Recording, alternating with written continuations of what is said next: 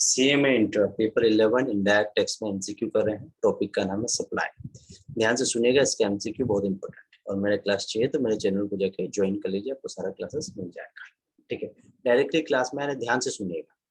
ये class start होने से पहले दो चीज मैं जरूर बता दूं। एक कंसेप्ट है आपका मिक्स सप्लाई और कंपोजिट सप्लाई का, बहुत इंपॉर्टेंट है आपका एग्जाम के लिए। कंपोजिट सप्लाई मतलब जब आप दो और दो से ज्यादा सप्लाई करते हैं और विच आर नेचुरली बंडल, मतलब एक सप्लाई दूसरा सप्लाई पर डिपेंड है।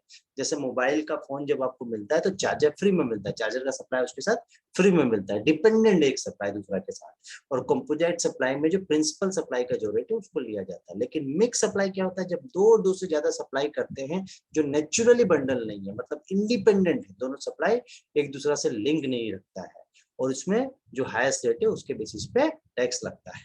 ठीक है, अब डायरेक्टली क्लास में आ रहे, देखिए, a supply compromising of two और more supply and attract highest rate of tax. Highest rate of supply मतलब दो और दो से ज्यादा सप्लाई हो रहा है लेकिन टैक्स रेट हाईएस्ट लग रहा है, तो किसमें, ये मिक्स सप्लाई में लगता है। ठीक है, टू और मोर सप्लाई नेचुरली बंडल, जहां नेचुरली बंडल ये वर्ड सुन लिए मतलब कंपोजिट सप्लाई, जिसमें प्रिंसिपल सप्लाई के बेसिस में टैक्स लगता है। ठीक है, question number 30, GST is levy on all supply of goods and service except. GST दारू पे नहीं लगता है, याद रखिएगा। दारू मतलब liquor, alcohol liquor for human consumption. GST किसमें नहीं लगता है, अल्कोहल लिकर पे नहीं लगता है। Question number 4, which of the following activities outside the scope of supply and not taxable under GST?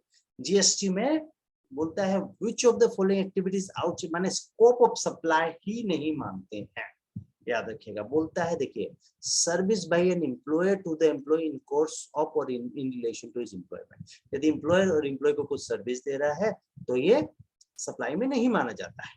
Service of funeral, इसको नहीं मानते हैं। Actionable claim other than lottery, betting and gambling, इसको नहीं माना जाता है। आंसर होगा ऑल ऑफ द एबव। याद देखिए, क्या चीज सप्लाई नहीं, ये पूछना चाह रहा है। ये सब सारा चीज ही सप्लाई नहीं है, ध्यान से सुनिए। ठीक है, क्वेश्चन नंबर 4 ध्यान से सुनिए। कभी कभी एग्जाम में क्वेश्चन भी आता है कि किस किस सर्विस को सप्लाई ऑफ सर्विस नहीं मानते, तो याद रखिएगा, एम्प्लॉयमेंट का सर्विस जो एम्प्लॉयर एम्प्लॉय को दे रहा है, या कोर्ट ट्रिब्यूनल कोई सर्विस दे रहा है, या आपका फ्यूनरल में कोई सर्विस दी जा रही है, या पार्लियामेंट का मेंबर लोग कोई सर्विस देते हैं, या एक्शनेबल क्लेम वाला सर्विस, ये सब सारा क्या है, सब माने एजम्पशन मिला हुआ है नेगेटिव लिस्ट की सर्विसेज है, याद रखिएगा। तो नेगेटिव लिस्ट की सर्विसेज है, इसलिए सप्लाई पे इस पे जीएसटी नहीं लगता है। ठीक है, which of the following activities is supply of service? Supply of service जैसे transfer of right in goods without transfer of title in goods, मतलब आप सिर्फ गुड्स का राइट दे रहे हो, मतलब गुड्स यूज करने का परमिशन दे रहे हो, ओनरशिप ट्रांसफर नहीं कर रहे हो। जैसे मैं आपको एक जेरोक्स मशीन आप मेरे से लेते हो, आप मेरे को उसका भाड़ा दे देते हो, मैं उसकी ओनरशिप नहीं दे रहा हूँ, आपको सिर्फ भाड़ा में दे रहा हूँ। ठीक है, इमूवेबल प्रॉपर्टी पे एक राइट दे देता हूँ, जैसे प्रॉपर्टी पे, उसको भी मान लिया जाएगा। सिर्फ राइट ट्रांसफर हो रहा, ओनरशिप ट्रांसफर नहीं हो रहा, ये भी सप्लाई का पार्ट है।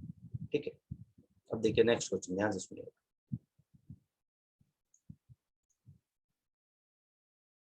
Question number 8, on petroleum crude high speed diesel and motor spirit के लिए 4 ऑप्शन दिया है। इसमें याद रखिएगा, ये सब आइटम में जीएसटी लेवी होगा उस डेट से जिस दिन गवर्नमेंट बोलेगा, मतलब गवर्नमेंट जीएसटी काउंसिल या गवर्नमेंट एक तो रिकमेंडेशन देगा, उस दिन से इस पे जीएसटी लगेगा। ठीक है, बस ये कभी क्वेश्चन आया था, इसमें 4 ऑप्शन देता है कि जीएसटी लगेगा, लेकिन GST will be levy from the date to be notify on the recommendations of the GST council. जिस दिन जीएसटी काउंसिल रिकमेंडेशन देगा, जिस दिन जीएसटी काउंसिल बोलेगा इस पे जीएसटी लगाना है, उस पर लगा देंगे, बस इतना याद रखिएगा।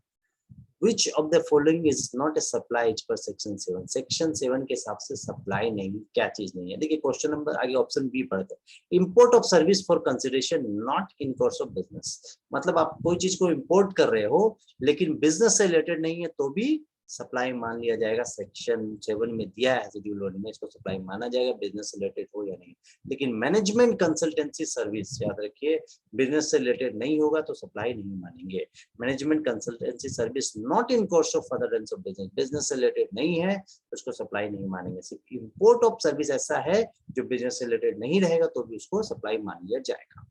ठीक है, question number 8, This specify the activity to be treated as supply even if made without consideration। क्या चीज को सप्लाई मान लिया जाए, ठीक है, जो बिना कंसिडरेशन के हो, याद रखिए शेड्यूल 1 में बोला गया है, शेड्यूल 1 में कुछ कुछ एक्टिविटी स्पेसिफाई की गई है, उस एक्टिविटी को सप्लाई मान लिया जाता है, वो बिना कंसिडरेशन के होगी तब भी, जैसे रिलेटेड पार्टी ट्रांजैक्शंस है या परमानेंट ट्रांसफर ऑफ बिजनेस है जहां आप आईटीसी क्लेम कर रहे हैं या प्रिंसिपल टू एजेंट, ये सब है।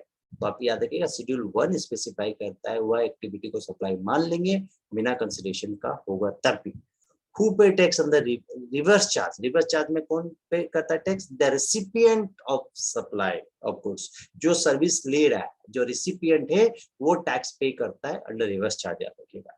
Composition scheme benefit limit in Delhi, बोलता है कंपोजिशन लिमिट। याद रखिए composition scheme small tax payer को दिया जाता है, क्योंकि वो यदि कंपोजिशन स्कीम का बेनिफिट लेता है तो जीएसटी का सारा कंप्लायंस से बच जाता है, उसको एनुअली एक ही कंप्लायंस करना पड़ता है। ठीक है, तो इसीलिए कंपोजिशन स्कीम का दो स्कीम है, यदि स्पेशल कैटेगरी स्टेट रहा तो उसका लिमिट है 75 लाख रुपया, और other than special category state रहा तो उसका लिमिट है 1.5 करोड़ रुपया। यदि वहां तक रहा उसका टर्नओवर तो उसको कंपोजिशन स्कीम का बेनिफिट मिल जाएगा।